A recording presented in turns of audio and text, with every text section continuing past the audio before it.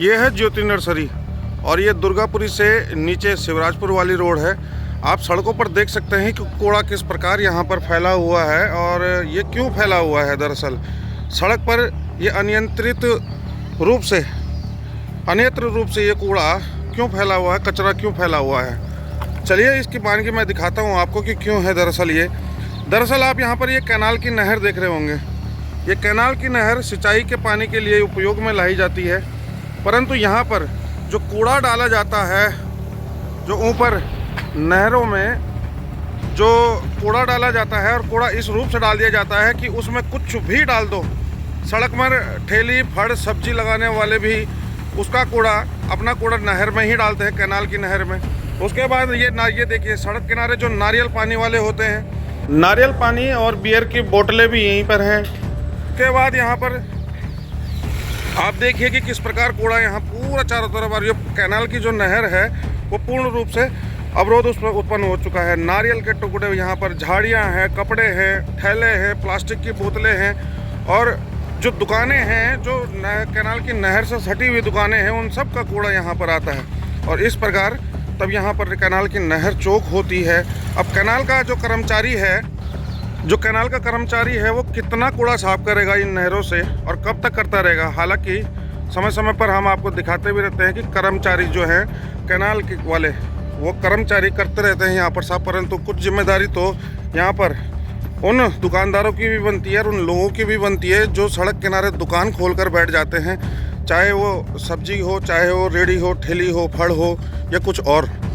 ये देखिएगा आप नहर के अंदर, अब जब ऐसा चौक हो जाएगा तो फिर कैसे एक नहर जो सिंचाई के उपयोग में लाई जाती है वो लाई जाएगी। ये पूरी नहर चौक हो चुकी है यहाँ पर। अब इसके लिए जो जिम्मेदार है वो कौन?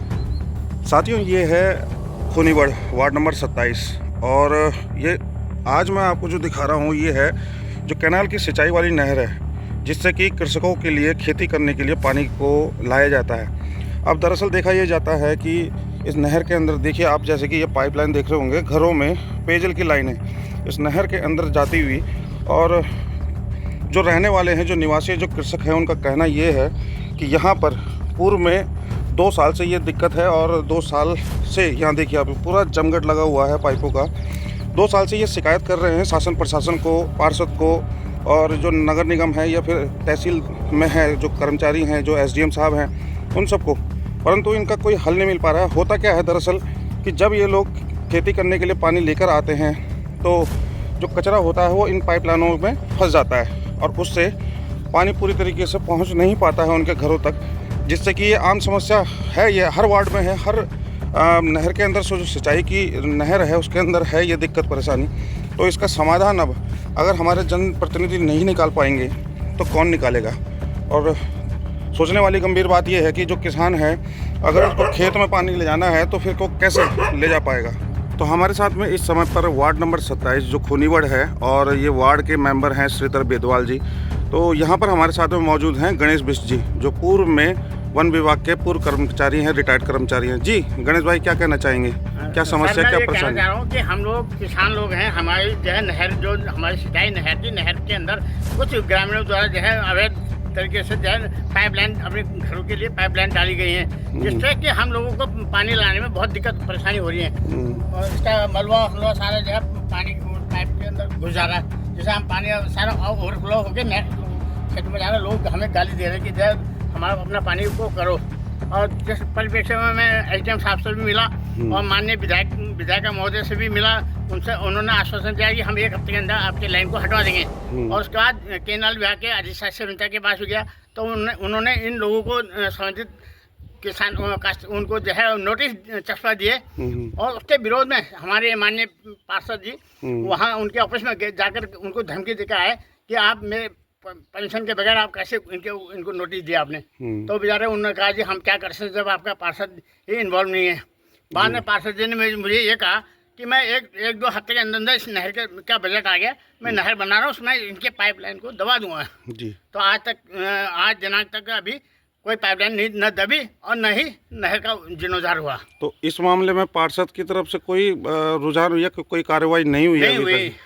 और कितने सालों से परेशान हैं आप? ये हम 2 साल से परेशानी इस नहर में।